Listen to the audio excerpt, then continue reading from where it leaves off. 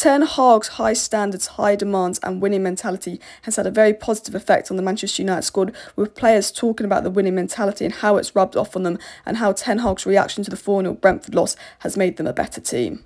So, ever since the Brentford 4-0 loss, it's safe to say Manchester United look like a much better team. With reports coming in that benching Maguire and Ronaldo has had a positive impact on the squad, saying that nobody is safe, forcing the squad to work hard. Also, players coming out talking about the 13.8-kilometre run, how Ten Hag doing this won them over. A lot of news has been coming out about Ten Hag's effects on the squad. Tyrell Malacia did an interview. A lot of Man United players have been saying things about Ten Hag's winning mentality and the impact he's had on the squad, which I'm going to talk about in today's video. Obviously, lots to be positive regarding Manchester United, but of course, hashtag Glaze is out. There's people interested in buying United. Remember, if win, lose, draw, no matter who we buy, keep pushing Glazers out, because we might find a buyer. But let's get into the news. We've got news that Ronaldo isn't the problem at United. We've got news about the players having a lot of respect for Ten Hag and all of that. And before I even get into news, I have to say 4 wins in a row, 3-1 win versus Arsenal. It feels very, very good. I really hope that we can get this momentum going and beat Palace. I think Palace will be a difficult game. Leeds do normally give teams a difficult game. However, we seem to batter them at Old Trafford.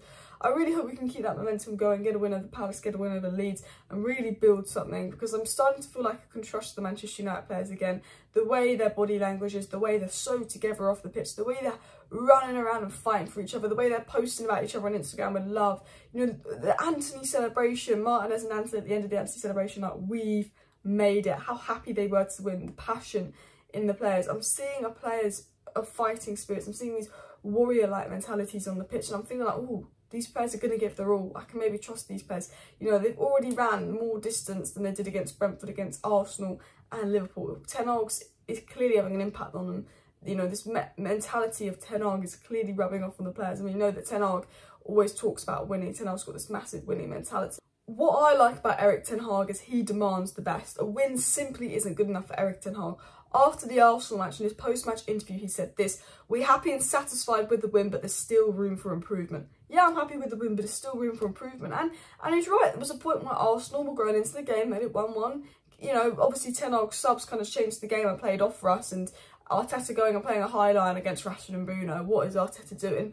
But Ten Hag's absolutely right. We've won 4 games in a row, and he's not going to celebrate and go, "Oh, this is good. We're back. We're back." He said, "No, there's still room for improvement. I want the best. This is good, but it's not perfect." He's still saying to the players after that win, "No, still do better. Still do better." Trying to get the best out of all the players. He says you have to live every day high standards. That's my demand. He said he's got very high standards. A win is good, but it's about the performance. You know, that win, he still thinks United can do better than their last 4 wins, and we can. Decent wins, but they're not been 6-7-0 thrashings. Ten Hag said he thought the first 10 minutes was the very best versus Arsenal, probably the best we played all season. And Ten Hag said, "I understand fans, they dream, but we're at the start of the process, and we're still far away. And I'm not thinking we're there now, but we're in a good direction." When Ten Hag was asked about, "Oh, could United go on and achieve something this season?" he goes, "Well, we're in a good direction. We're at the start of the process, but, you know, still lots of room for improvement." I think Ten Hag's mentality is really starting to drop off from the players, because Tyrell Malacia did an interview today, and he said that he spoke about, first of all, the competition with Luke Shaw and how it helps him. He said, "Of course, you know, having the competition with Luke Shaw helps me. We can keep each other sharp every day, so you have to step up your game every training, every game. If you're not, then the coach can make the decision that's good for the team to take you out." That's Tyrell Malacia talk about how good competition is, saying nobody is safe. If Luke Shaw is here, you know, he's got competition, but it has a really good positive impact on him, because it will get the best out of him, it will get the best out of Luke Shaw, because it will demand they give the very best in training and give the very best when they're on the pitch for United. And what Tyrell Malacia said, which was really interesting, was he said, it's all with the mentality. That's where it starts. You start playing football, but first you have to start winning your duels. You have to give everything, and that's what was needed. You know, Antony did his interview, spoke about how he's going to give 100% for Man United, how he loves Man United. Lissandro Martinez was talking about, you know, how he wants to get stuck in at United. He's going to fight like a warrior. He was called the Butcher at Ajax. And you've got Tyrell Malacia coming out saying it's all about the mentality. It's all about giving it your all. You can see that, you know, the 2 players that come from Ajax already came with that mentality. You know, you saw it in Antony's celebration. You saw it with Lissandro Martinez getting straight into Salah there. You know, the Ajax players already came with Ten Hag's mentality. But Tyrell Malacia, who's only been here, you know, a couple of months, is talking about it's all about winning. It's all about fighting. It's all about giving everything. And you can see that Ten Hag's mentality is definitely having a positive impact on the players on the pitch. I mean, you can see that with results, you can see that with the body language of the players. You can play the body language versus Brentford shrugs, lack of confidence, they're fighting together, they're winning together. When Antony scores, Ronaldo gets up and claps. You know, Ronaldo looks so happy, everyone looks happy, everyone's smiling, everyone looks like they're enjoying football. After the Arsenal win, they're all celebrating together, the team look together, and we have this new mentality. Not only does the team look so together, but again, it is that winning mentality. You can see that they're fighting for each other, they're playing together. And there was an article about how Diego Dalot really helped because he can speak in Spanish with Varane and Martinez, organise the backline better, speak in English with McTominay, connect with him well, but also he's Portuguese, so he can speak in Portuguese with Antony. And I think Dalot and Antony could form a really, really good partnership on that right hand side, because fullbacks are very integral to how Ten Hag wants to play, and especially the wingers being inverted as well. But the main report that I wanted to get into, that I took half the video to get into, came from Chris Wheeler, and he had said that Erik Ten Hag's decision to bench senior players such as Maguire and Cristiano Ronaldo has laid down a marker to the rest of the squad that no one's place is safe, which kind of links into what Malassi said about the competition with Luke Shaw, how he likes it, because he knows if it's a poor game or a poor training session, he's just dropped, and that demands him to do better.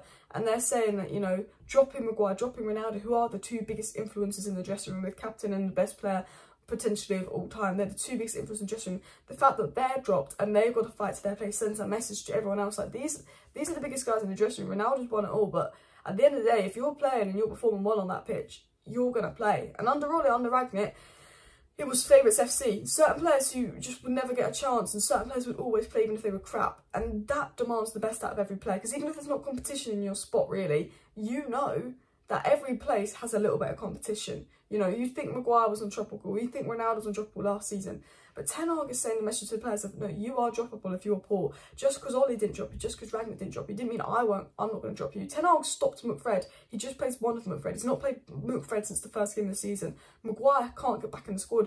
Ronaldo's not starting, you know. It's very obvious Ten Hag is sending a clear message to the squad. And it was also said by Chris Wheeler of the Daily Mail that Erik Ten Hag told the players he wanted actions rather than words after the loss to Brentford. And he earned the respect of the players by accepting his share of the blame for the Brentford defeat and completing a punishment run with them himself. So he's saying, Ten Hag said to the players, I want actions, not words. I want you to prove to me you can do better after the loss. He was very strict to United players. Obviously, I spoke about it in a previous video. There was a 2-hour showdown where Ten Hag made it clear he was in charge. But also, again, another journalist was coming out and saying the fact that Ten Hag did that 14-kilometre run with the players and said, look, I'm at fault as well. I got my tactics wrong. I'm at fault for the Brentford loss. Actually meant the players gained so much respect for Ten Hag and took much more of a liking to him. And you can see that on the pitch. We're really playing for our manager. We're really giving it everything. And you can tell that run, the fact that he's took the blame and not put it all on them, they gained so much respect for him. And another brilliant report that came out was what Fabrizio Romano said yesterday, and he said Cristiano Ronaldo has never created any problems for Ten Hag and the United board. Again, Romano's coming out saying all these Ronaldo stories are fake. We kind of knew they were fake about him causing problems, that the Ronaldo's happy at United, he's not causing issues. And all of a sudden, we've got the squad morale, the squad togetherness, everyone's happy, we're winning, we're back fighting for each other, and I really hope we can push it on and it's just not a blip. I feel like I can maybe start to trust these players again, and I really hope we can push it on, it's not a blip. Let me know your thoughts down below, smash that like button, subscribe down below because I will be live tonight.